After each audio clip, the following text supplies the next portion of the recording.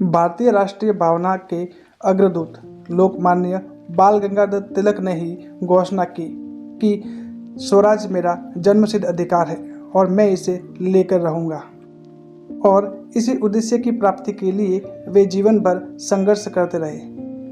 बाल गंगाधर तिलक का जन्म 23 जुलाई 1856 को महाराष्ट्र के रत्नागिरी नामक स्थान पर एक ब्राह्मण परिवार में हुआ था।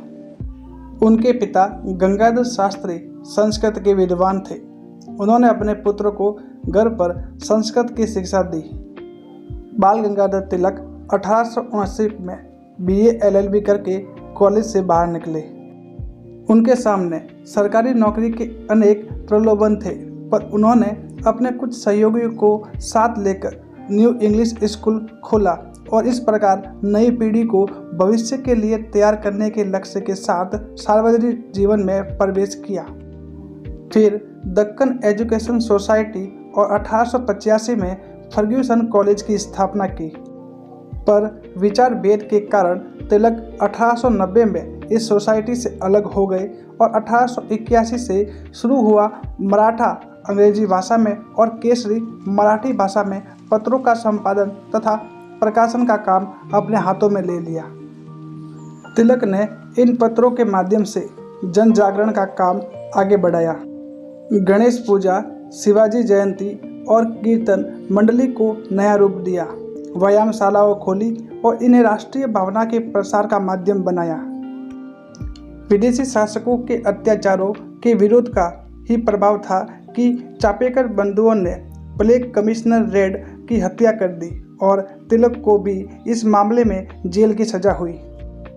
तिलक कांग्रेस संगठन से भी जुड़े हुए थे, पर वे आवेदन पत्रों की नरम दल नीतियों की आलोचना करते थे। उनका झुकाव क्रांतिकारी विचारों की ओर था। पंजाब के लाला लाजपत राय और बंगाल के विपिन चंद्र पाल से उनका विचार साम्य था, इसलिए इन तीनों की तिगड़ी को लाल, बाल और पार कहते थे।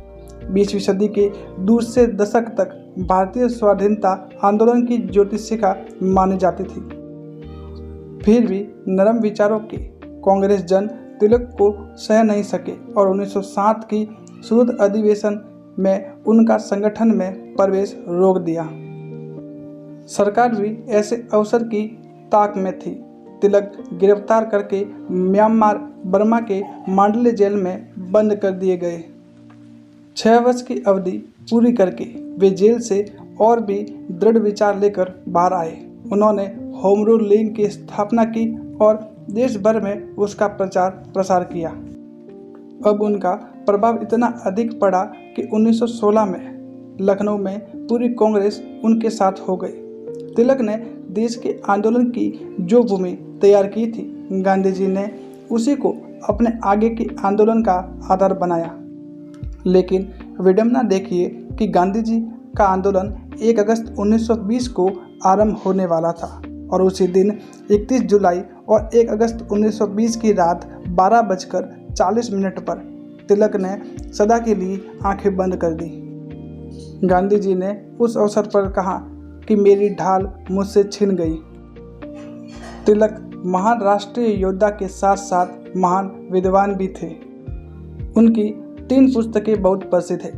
1893 में प्रकाशित ओरियन पुस्तक में 5000 वर्ष पूर्व के वैदिक काल का वर्णन है। 1903 में प्रकाशित the Arctic home in the Vedas में आर्यों के आदि देश पर प्रकाश डाला गया।